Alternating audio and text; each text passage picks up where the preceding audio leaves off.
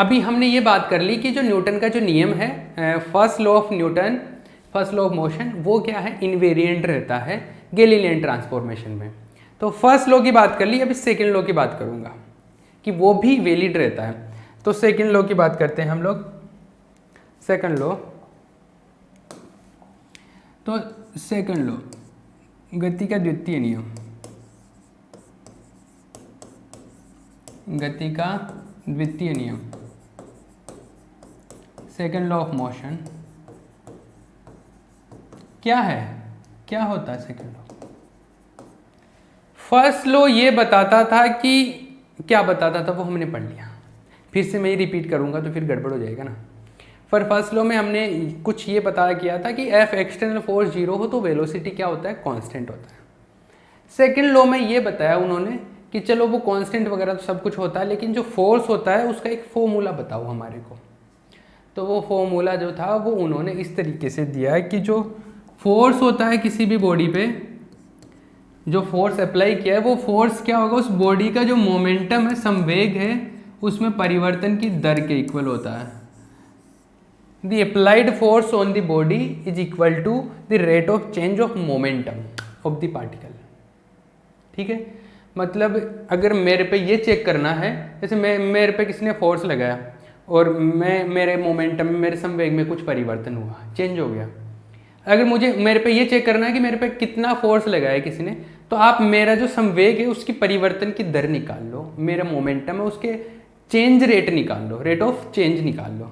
अगर rate of change calculate कर लिया आपने, परिवर्तन की दर कैलकुलेट कर ली, तो आपको ये पता चल जाएगा कि मेरे पे किसी ने कितना फोर्स लगाया।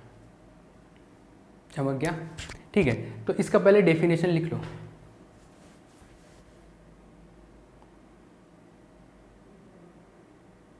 According to second law of motion, according to second law of motion, according to second law of motion,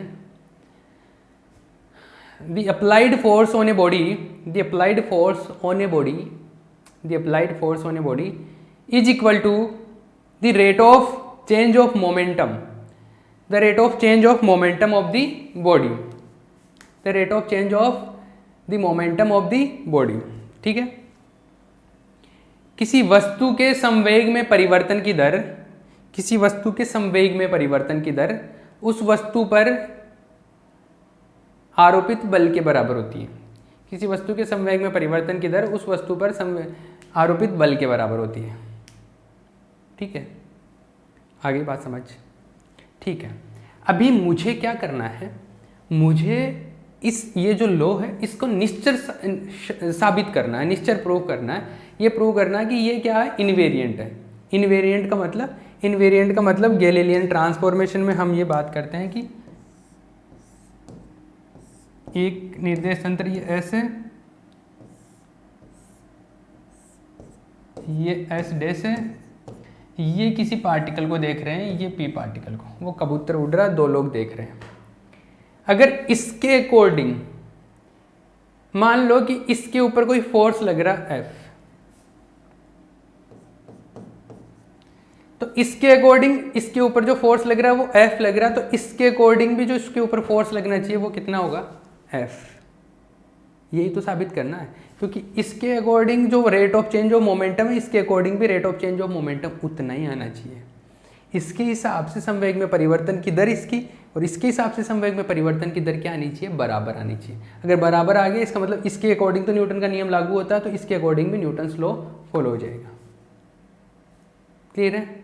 अरे बात चमक रही ना? तो ये चीज़ हम लोग यहाँ पे बात करेंगे। ठीक है, आओ।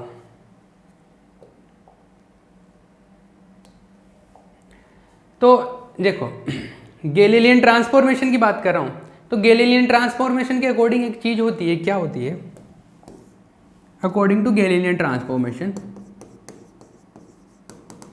According to Galilean transformation, Galilean रूपांतरण के अनुसार, गैलीलियन रूपांतरण के अनुसार,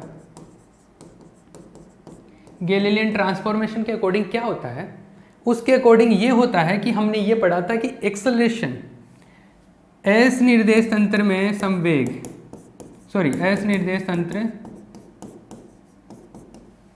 में त्वरण क्या होता है, ए मान लो कि इसका जो त्वरण है, इसका एक्सेलरेशन है वो कितना है, इसके अकॉर्डिंग ए है, इसके अकॉर्डिंग कितना है, ए डैश है, इसके अकॉर्डिंग इस पे जो लगने वाला फोर्स है वो एफ है, इसके अकॉर्डिंग कितना है, एफ डैश है।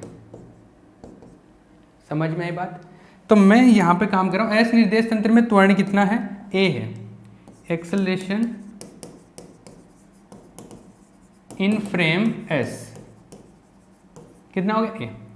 एस डैश में बात करता हूँ, एस डैश निर्देश तंत्र में त्वरण कितना है, ए डैश है, मतलब एक्सेलरेशन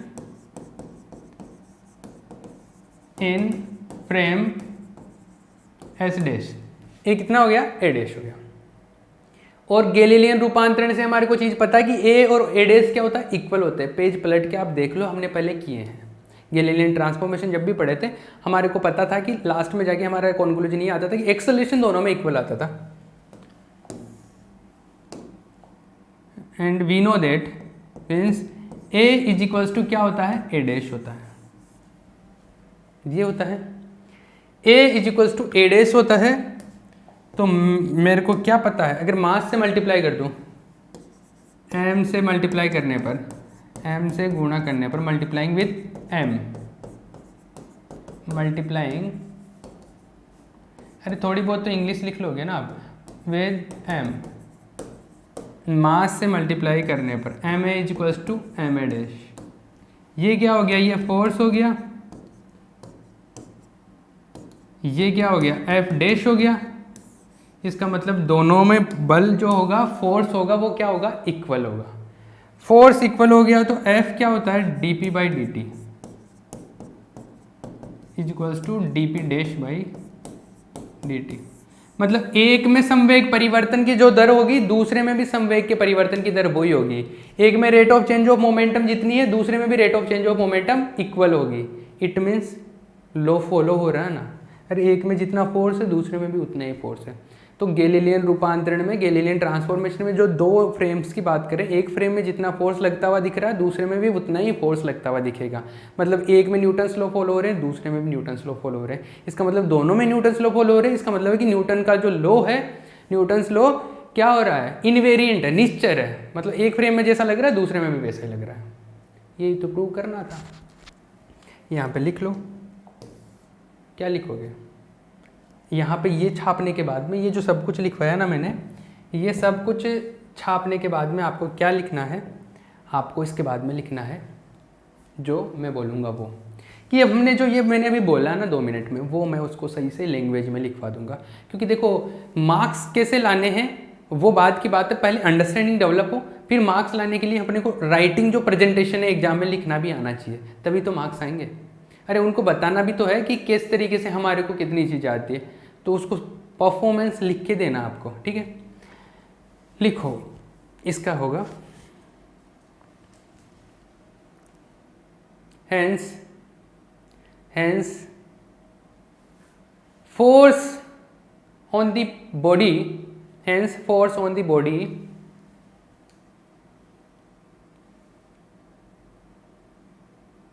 ऐसे लिखो, hence forces on the body are equal in both the frames, are equal in both the frames.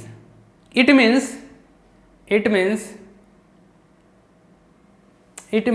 the rate of change of momentum, in both the frames are same.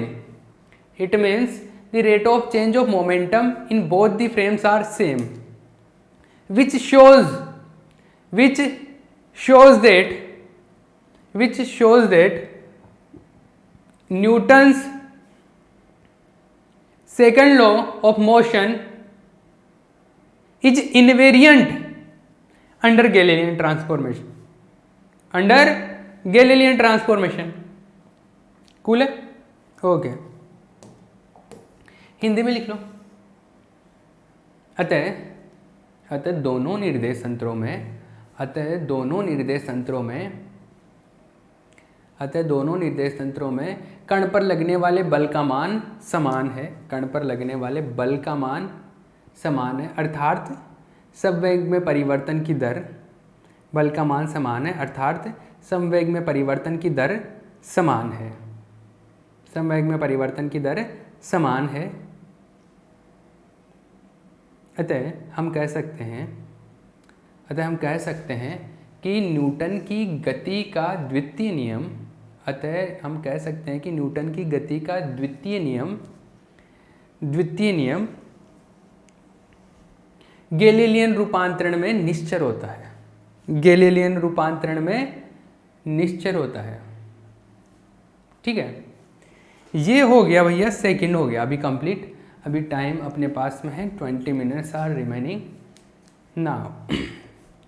अभी हम लोग third law की बात करते हैं। ठीक है, देखो आपको कैसा लग रहा है, लेक्चर्स वगैरह में मज़े आ रहे हैं कि नहीं आ रहे, आप मुझे फीडबैक दे सकते हैं, मेरे व्हाट्सएप पे मैसेज कर सकते हैं, मुझे कॉल कर सकते हैं, हमारे जो मोबाइल ऐप है उसके ऊपर चैट में बता सकते हैं।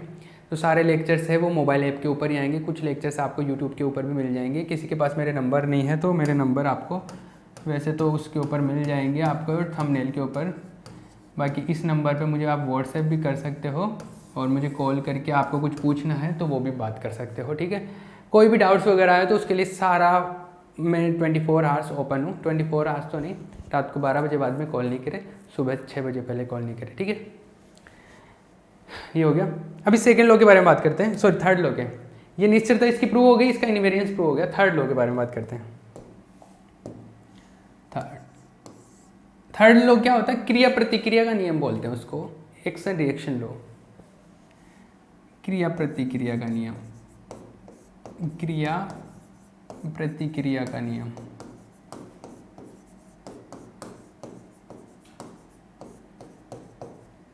Action reaction law.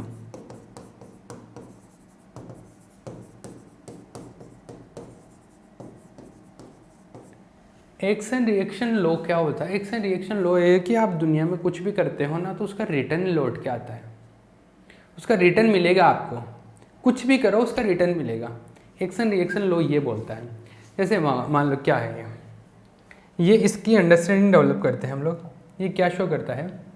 ये शो करता है एक्शन रिएक्शन लॉ। जैसे कि आप कोई भी एक्शन कर रहे हो, जैसे ये वॉल है, इसमें आप ये फिंगर से फोर्स लगा रहे हो, इस डायरेक्शन में आप क्या कर रहे हो? फोर्स अप्लाई कर रहे हो इस डायरेक्शन में। तो दीवार पे फोर्स लगा रहे हो तो जितना फोर्स आप दीवार पे अप्लाई करोगे, ये जो वॉल है ये भी आपके ऊपर, आपकी फिंगर के ऊपर उतना ही फोर्स अप्लाई करेगी। जितना फोर्स आप इस तरफ पुश कर रहे हो उतना ही वॉल आपकी फिंगर पे को पुश करेगी। Got it? ये है एक्शन रिएक्शन। इसके और डेली लाइफ के एग्जांपल बताऊंगा, अभी बहुत खूबसूरत तरीके से समझ में आएगा। जैसे ये वाला पिक्चर देखो, इसके अंदर देखो ये बंदा दोनों हाथों से इस वॉल को पुश कर रहा है, तो ये वॉल भी क्या कर रही है? इस बंदे को पुश करेगी। जैसे अगर मैं ये कर रहा हूँ, मैं मेरे हाथ से गाल पे जितना फोर्स लगा रहा हूँ, गाल से हाथ पे भी उतना ही फोर्स लगेगा बराबर। गाल पे दर्द होता, हाथ पे दर्द नहीं होता, वो बायोलॉजिकल चीज़ें हैं, क्योंकि हाथ कम सेंसिटिव है, गाल ज़्यादा सेंसिटिव है, वो अलग बातें हैं। बट ये है कि फोर्स मैंने जहाँ जितना यहाँ पे लगाया उतना ही फोर्स ये इसके ऊपर लगाता है। चमक रहा है? आगे की और बताता हूँ, दूसरे एग्जांपल्स बताता हूँ इसके अलावा। जैसे आपने ये तो देखा ही होगा, वो कोई मिल गया मूवी देखिए, कोई मिल गया के अंदर वो ऋतिक रोशन के पास में एक स्कूटर होता है, वो मतलब वो वैसा स्कूटर होता है कि जिसके ऊपर एक पाँव रखते हैं और एक पाँव से पीछे से ऐसे चलते जाते हैं, पाँव रखते हैं फिर चलाते जाते हैं। ये उस टाइप से है। या हम लोग स्केटिंग करते हैं, ये देखो इसमें क्या है कि इसके ऊपर हम लोग एक, इसके नीचे व्हील लगे होते हैं, ये पहिए लगे हुए हैं, यहाँ पे टायर होते हैं, और ये इसके बंदा एक पाँव तो इसके ऊपर रखता है, एक पाँव इसके ऊपर रखता है, नीचे वाले से इधर ये जो से ये रोड है, ये रोड पर क्या कर रहा है, ये पुश कर रहा है पीछे। ये पाँव से हम जब चलते हैं तो ये क्या करता है, पाँव से इसको जो है यहाँ पे सड़क है इसको पुश कर रहा है, इसको धक्का मार रहा है, तो सड़क भी इसको क्या करेगी, पुश करेगी। तो सड़क जब इसको धक्का मारेगी तो एक तो इसका ये पाँव है इसके ऊपर रखा हुआ है, तो इसके ऊपर जैसे धक्का मारेगी इसका पूरे पे फोर्स लगेगा, तो ये जो इसका ये बनाया हुआ है सिस्टम, इसके ये आगे की तरफ खिसक जाएगा, तो ऋतिक रोशन आगे की तरफ चला जाएगा। समझ में आया? अरे ये सेम सीन होता है। तो हम लोग एक, और वो देखा होगा आप बर्फ़ पे स्केटिंग करते हैं लोग, तो क्या करते हैं हाथ में 2 वो रखते हैं, रॉड रखते हैं, तो उसके ऊपर खड़े हो जाते हैं, वो जो भी है उनका स्केटिंग पैड होता है जो ऐसे, और इसके ऊपर पाँव रख लिए, मान लो ये पाँव ऐसे नहीं होते, पाँव ऐसे रख लिए उन्होंने, और ये बंदे ने अगर पाँव रख लिए, ये बंदा है, ठीक है। अब ये क्या रखता है हाथों में, एक इस तरफ एक इस तरफ, वो दोनों हाथों से वो उसको क्या करता रहता है, पीछे की तरफ फोर्स लगाता है। जैसे ये रोकेगा पीछे की तरफ फोर्स लगेगा, पीछे की तरफ फोर्स लगाएगा, अब पाँव पे आगे की तरफ फोर्स लगेगा, अब वो आगे की तरफ ही चलता जाता है। और क्योंकि वो क्या होता है, जैसे बर्फ़ पर स्केटिंग कर रहा है, आइस पे स्केटिंग कर रहा है, तो आइस बहुत स्मूथ होता है, तो फ्रिक्शन कम होता है, तो पीछे की तरफ जितना फोर्स लगेगा, आगे की तरफ अगर उतना फोर्स लगता है तो वो बहुत स्पीड से जाता है, क्योंकि फ्रिक्शन तो कम होता है, फिर रोकने वाला तो होता नहीं, तो वो उतने फोर्स में तो बहुत आगे चला जाता है। आई बात समझ में? उसमें भी तो ऐसा होता है, नाव चलाते हैं हम, छोटा वाला जो बोट होता है उसमें भी तो ये होता है। हम लोग क्या करते हैं, वो जो नाव से वो पानी को पीछे की तरफ खिसकाते हैं, पानी को पीछे की तरफ खिसकाते हैं, तो इसका मतलब है कि हमारे पे भी फोर्स आगे की तरफ लगता है, तो हमारे पे फोर्स आगे की तरफ लगते हैं, हम आगे की तरफ चलते जाते हैं। ये सारे एक्शन रिएक्शन के हैं। जैसे और अगर मैं बात करूँ तो ये देखो, ये बंदी है, ये मान लो कि यहाँ पर ये रुकी हुई है। जैसे जनरली जैसे मेरे हाथ में बॉल है, मैं बॉल को आगे की तरफ धक्का मार रहा हूँ, फेंक दी मैंने बॉल, है ना, तो मैंने बॉल जब आगे की तरफ फेंक दी तो इसका मतलब मेरे भी पीछे की तरफ फोर्स लगता है। पर मैं क्या कर लेता हूँ, खुद को बैलेंस कर लेता हूँ ऐसे एडजस्ट होके। आप जैसे बॉल को अगर बहुत तेज अगर फेंकते हो तो आपकी बॉडी भी अनबैलेंस हो जाती है ना, मतलब आप बॉल को आगे की तरफ फेंकते हो, अगर आप बॉल को थ्रो कर रहे हो तो बॉल पे फोर्स अप्लाई किया, इट मीन्स आपकी बॉडी पे भी पीछे की तरफ फोर्स लगता है, तो वो अनबैलेंस हो जाता है बॉडी। पर हम लोग क्या करते हैं, एडजस्ट होकर पाँवों को इधर उधर खिसका के हम लोग बैलेंस हो जाते हैं, गिरते नहीं है। अगर आप बॉल को ऐसे फेंकते हो और आप खुद को स्टेडी रखो, ऑटोमेटिकली आप गिरने की कंडीशन में आ जाओगे। क्यों? क्योंकि आपके ऊपर भी फोर्स लगता है, वो फील कर सकते हो आप। बॉल पे आगे की तरफ फोर्स लगेगा, आप पे फोर्स लगेगा, तो आप उस फोर्स को कंट्रोल करने के लिए, उसको बैलेंस करने के लिए आप पाँवों को एडजस्ट कर लेते हैं आगे पीछे होके। ऐसा होता है। अगर मान लो आप टायर्स, वो जो है ये इसको क्या बोलते हैं, स्केटिंग वाले जो ये है, ये मान लो कि ये पहन के आप शूज है, ये पहनकर आप अगर मान लो बॉल को आगे फेंक रहे हो, उस टाइम पर क्या होगा, इजीली आप देख पाओगे कि जैसे आपने बॉल को फेंका, बॉल की वजह से आपके भी ऊपर फोर्स लगा, आपके ऊपर फोर्स लगा, आपने ये व्हील्स पहन रखे हैं, तो इसकी वजह से क्या होगा, पीछे की तरफ आप मूव करोगे, इजीली दिख जाएगा यहाँ पे, क्योंकि यहाँ पे आप बैलेंस तो हो नहीं पाओगे, तो पीछे की तरफ आप मूव होगे। यहाँ से पता चलता है कि एक्चुअल में फोर्स काम कर रहा है, आगे की तरफ जितना फोर्स लगा है पीछे की तरफ भी उतना ही फोर्स लगता है। आई बात समझ में?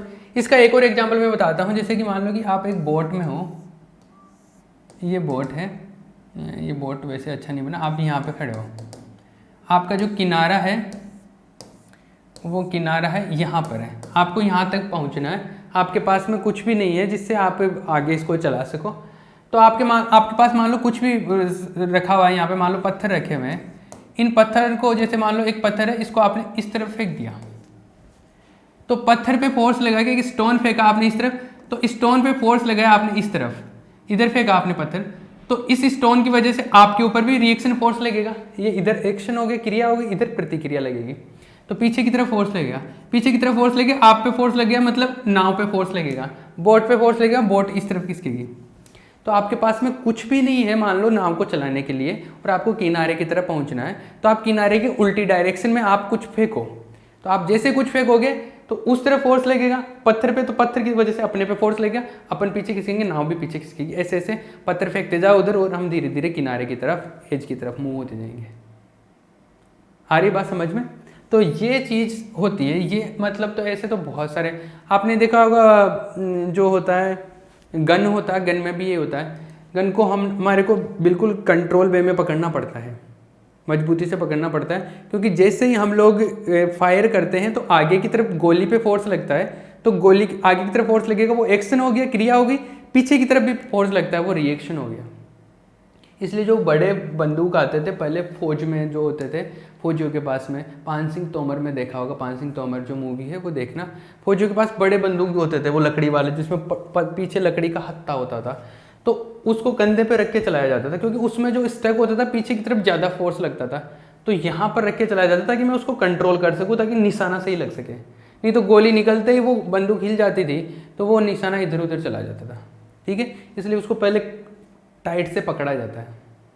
ठीक है, ये चीज़ें होती है, ये एक्शन रिएक्शन है। तो इसका हम लोग इसका प्रूव करते हैं। पहले इसका लिख ले, क्रिया प्रतिक्रिया का नियम जो है, एक्शन रिएक्शन लॉ है क्या, उसके बारे में बात करते हैं। ठीक है, तो लिखो, इस नियम के अनुसार, अकॉर्डिंग टू दिस लॉ, इस नियम के अनुसार प्रत्येक क्रिया की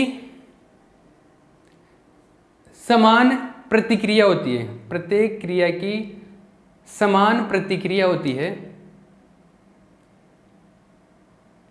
प्रत्येक क्रिया की समान एवं विपरीत होता है, ये समान एवं विपरीत प्रतिक्रिया होती है। According to this law, every action has equal and opposite reaction. Every action has equal and opposite reaction. आई बात समझ में? मतलब अगर आप फोर्स लगा रहे हो, ये तो अभी लो हुआ, इस पे अगर आप फोर्स लगा रहे हो, इसको मैं बोलूँ कि 1 2 फोर्स बोल लूँ, तो इधर से भी उतना ही फोर्स लगेगा, इसको मैं 2 1 बोल लेता हूँ। ये इसकी डायरेक्शन ऑपोजिट होगी। इक्वल मैग्नीट्यूड होता है, परिमाण समान होता है, दिशा विपरीत होती है। मतलब जैसे F12 की बात करूँ, दो बॉडी है, मान लो कि ये बंदा है, ये इस पे फोर्स लगा रहा है, ये मान लो फर्स्ट बॉडी है, ये सेकंड बॉडी, ये इसके ऊपर फोर्स लगा रहा है, उसको F12 बोल रहा हूँ। ये इसके ऊपर जो फोर्स लगा रहा है उसको F21 बोल दिया। F12 1 2 2 1 ये अपने हिसाब से कि हम लोग किस तरीके से बोलते हैं, मैंने F12 इसको बोल लिया। ठीक है, तो F12 जो होता है वो किसके बराबर होता है, F21 के बराबर होता है, लेकिन इसकी डायरेक्शन ऑपोजिट होती है, ऐसा होता है। इनका मैग्नीट्यूड की बात करूँ तो मैग्नीट्यूड जो होता है वो इक्वल होता है, दोनों का मैग्नीट्यूड इक्वल होता है।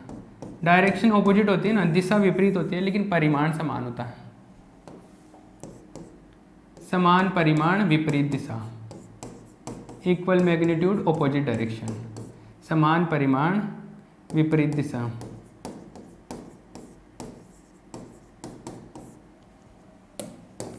इक्वल मैग्नीट्यूड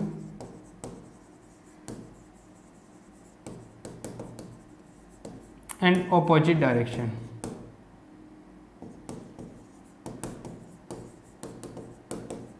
ठीक है, ऑपोजिट डायरेक्शन में काम करता है। अब मुझे क्या प्रूव करना, मुझे इसकी इनवेरिएंस शो करनी है कि एक निर्देश तंत्र में ये है तो दूसरे निर्देश तंत्र में भी क्या होगा, उतना ही फोर्स काम करेगा। ठीक है, तो देखो गैलीलियन रूपांतरण के अकॉर्डिंग, गैलीलियन रूपांतरण के अनुसार, अकॉर्डिंग टू गैलीलियन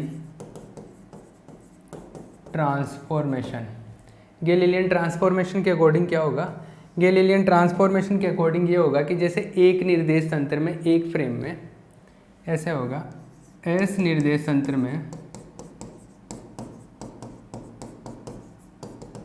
बल जो है वो है मान लो F12, एक बल है ना, फोर्स इन एस फ्रेम कितना है, F12 है।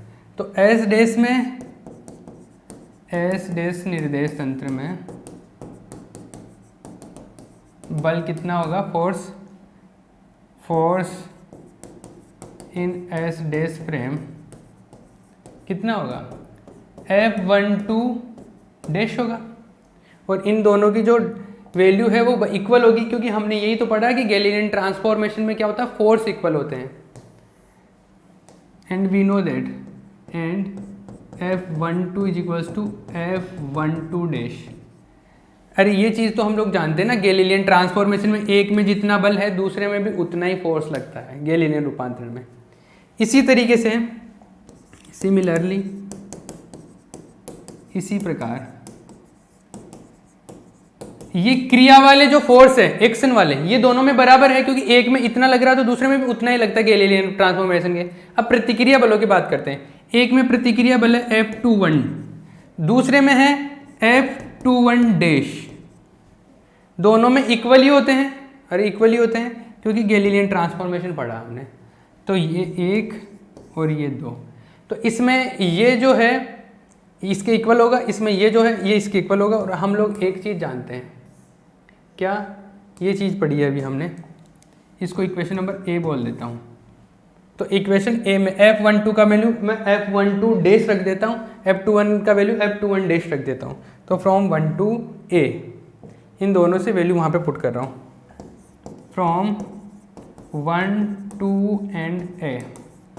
इससे क्या होगा, इससे होगा F21 का वैल्यू मैं रख देता हूँ F12 का वैल्यू F12 डैश और F21 का वैल्यू F21 डैश, नेगेटिव तो था ही। ये S डैश में क्या आ गया, S डैश निर्देश तंत्र में क्या हो गया, क्रिया प्रतिक्रिया का नियम। ये किस में था, ये S निर्देश तंत्र में था क्योंकि डैश वाले नहीं थे ना। तो S निर्देश तंत्र में क्रिया प्रतिक्रिया लागू होता है, तो S डैश में भी क्रिया प्रतिक्रिया एक्शन रिएक्शन लॉ फॉलो होता है।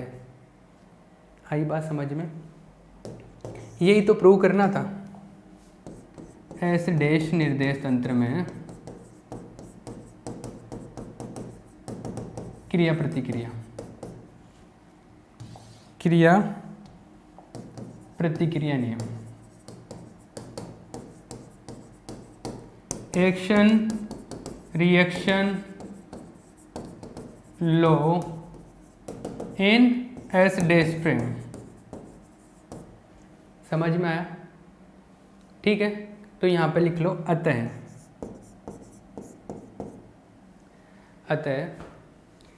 यदि S निर्देश तंत्र में क्रिया प्रतिक्रिया का नियम वैध रहता है, यदि S निर्देश तंत्र में क्रिया प्रतिक्रिया का नियम वैध रहता है, तो S डैश निर्देश तंत्र में भी, तो S डैश निर्देश तंत्र में भी क्रिया प्रतिक्रिया का नियम वैध रहता है, मतलब लागू होता है,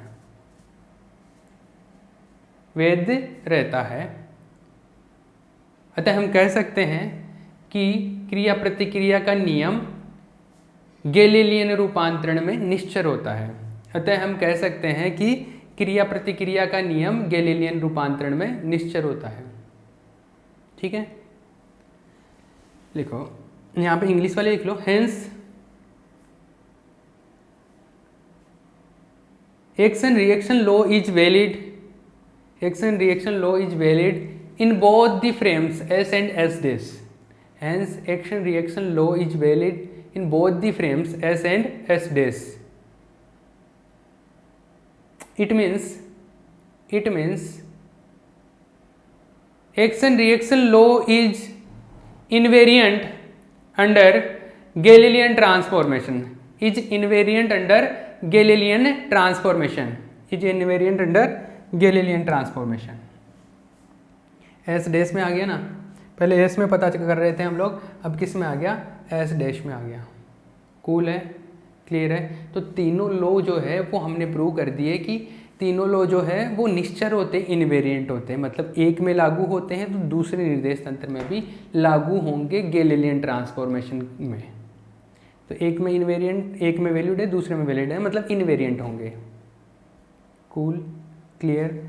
कोई भी डाउट वगैरह हो तो आप हमें मैसेज कर सकते हैं, कॉल कर सकते हैं, व्हाट्सएप कर सकते हैं, मोबाइल ऐप के ऊपर भेज सकते हैं, कुछ भी, ठीक है। जो भी आपको प्रॉब्लम है वो डाउट शेयर कर सकते हैं। और भी कोई आपको लगता है कि कैसे वीडियोस लग रहे हैं, अगर आपको वीडियोस अच्छे लग रहे हैं तो आप अपने और भी फ्रेंड्स को बताइए, और अगर अच्छे नहीं लग रहे हैं तो आप देखना बंद कर दें, ठीक है।